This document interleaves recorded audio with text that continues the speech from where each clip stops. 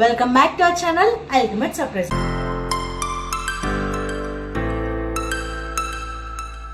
So ఈ రోజు ఈ వీడియోలో నేను ఏం చెప్పబోతున్నానంటే నా pregnancy journey. So first of all March 14th నా LMP in the sense last month period. So ఈ 14th March 2025లో నాకు లాస్ట్ LMP వచ్చింది. సో ఇమీడియట్లీ ఆఫ్టర్ మార్చ్ ఏప్రిల్లో నాకు పీరియడ్ అయితే స్కిప్ అయింది. సో వెంటనే నేను ఒక 1 week గ్యాప్లోనే I have just tested. So immediately the results was positive. వాళ్ళకైతే వెళ్ళాను.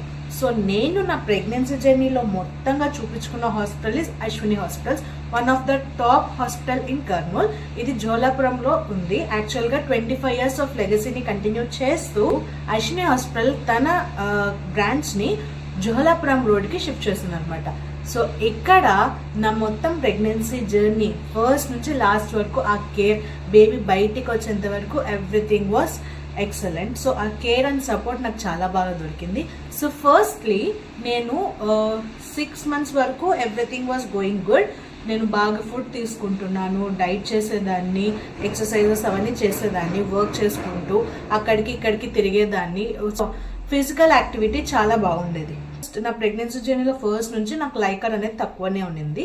సో ఉమ్ము నీరు చాలా తక్కువ ఉండింది. దాన్ని మెయింటైన్ చేసుకుంటూ అలానే వచ్చాను. 6th monthకి వచ్చేసరికి ఆఫ్టర్ ద స్కాన్ నాకు తెలిసింది ఏంటంటే I have a short cervix.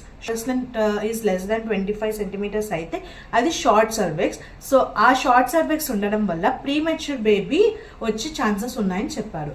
So ఇమీడియట్గా నాకు షార్ట్ సర్వెక్స్ ఉందని గుర్తించి నన్ను రెస్ట్ తీసుకోమని చెప్పేశారు madam. So immediately I have to rest.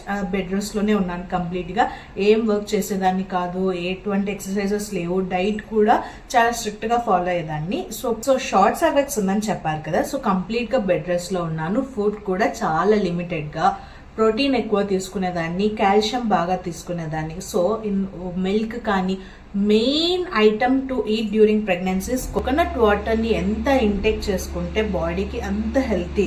So dehydrate అయ్యేది కాదు. సో లిక్విడ్ ఫుడ్ మీద, లిక్విడ్ డైట్ ఎక్కువ ఫాలో అయ్యేదాన్ని. సో లైక్ అవి చీని పండ్ల జ్యూస్ కానీ, సాషెట్స్ కానీ, వాటర్ కానీ, తర్వాత కోకోనట్ వాటర్, ఇవి ఎక్కువ తీసుకునేదాన్ని. అండ్ ఫ్రూట్స్ కూడా డైరెక్ట్గా తినకుండా I use to make juices. So ABC juice కానీ, తర్వాత గ్రేప్స్, యాపిల్, ఇలాంటివన్నీ జ్యూసెస్ చేసి అమ్మ ఇచ్చేదన్నమాట. సో దానివల్ల బ్లడ్ అనేది చాలా ఇంప్రూవ్ అవుతుంది. సో ప్రెగ్నెన్సీలో main thing is blood improvement. So blood అనేది మనకి ఎంత ఇంప్రూవ్ ఉంటే మనకి బేబీ గ్రోత్ అంత బాగుంటుంది అనమాట. సో ఇలా రెస్ట్లో ఉండేదాన్ని. 8 months వరకు కంప్లీట్గా రెస్ట్లో ఉన్నాను. సో 9th month పడింది. సో 34 weeks కంప్లీట్ అయిపోయాయి. So premature baby before 34 weeks రాకూడదు కాబట్టి షార్ట్ సర్వీక్స్లో మనం అంత కేర్ తీసుకోవాలి.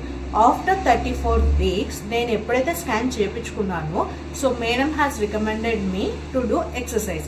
సో ప్రెగ్నెన్సీలో కొన్ని లిమిటెడ్ ఎక్సర్సైజెస్ ఉంటాయి. ఆ ఎక్సర్సైజెస్ ఏంటి అని ఆ చార్ట్ కూడా నాకు ప్రొవైడ్ చేశారు.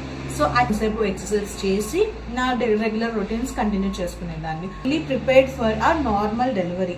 సో బేబీ కూడా సెఫాలిక్ పొజిషన్లో ఉంది. సో నార్మల్ డెలివరీ అయ్యే ఛాన్సెస్ ఉన్నాయని చాలా గట్టిగా ఫిక్స్ అయిపోయాను నేను. సో 9th month పడ్డాక వీక్లీ చెకప్స్ ఉంటాయి. సో 9th monthలో నేను చెకప్కి వెళ్ళినప్పుడు డాక్టర్ ఇచ్చిన ఇన్స్ట్రక్షన్ ఏంటి అంటే, బేబీ పొజిషన్ సెఫాలిక్లో ఉంది కానీ లైకర్ చాలా తక్కువ ఉంది, బార్డర్ రేట్లో కాకుండా చాలా తక్కువ ఉందని చెప్పేశారు. So doctor has suggested me the growth scan. After growth scan we will decide అని చెప్పేశారు. సో ఇమీడియట్గా నెక్స్ట్ డేనే నేను గ్రోత్ స్కాన్ అయితే చేయించుకున్నాను. సో అక్కడ నాకు గ్రోత్ స్కాన్లో లైకర్ చాలా తక్కువ ఉందని చెప్పారు. తర్వాత మూమెంట్స్ కూడా తక్కువ ఉన్నాయి కదా, ఇమీడియట్గా C-section చేయడమే బెటర్. కానీ లేబర్ ఇండ్యూస్ చేయొచ్చు అవుతుంది. ఎందుకు రిస్క్ తీసుకోవడము, మీరు ఆలోచించుకొని చెప్పండి అంటే ఒక డేట్ని ఫిక్స్ చేసుకొని చెప్తే we can plan for C-section or else labour induce చేయమంటే I do the labour induce అని చెప్పారు. సో మేమేమనుకున్నామంటే పర్టికులర్గా నార్మల్ డెలివరీయే కావాలి, పర్టికులర్ C-sectionే కావాలి, అట్లా ఏం లేదు. So we have plan for ఆ C-section. సో ఒక డేట్ని ఫిక్స్ చేసుకున్నాము. 6th December అని ఫిక్స్ చేసుకున్నాము. తిథులు, రాశులు, నక్షత్రాలు అన్నీ సెట్ చేసుకొని ఒక ముహూర్తం అనుకొని 6th December బాగుంది అని చెప్తే ఆ రోజుకి ఫిక్స్ చేసుకున్నాను. జనరల్గా చెకప్ అయితే వెళ్ళాను.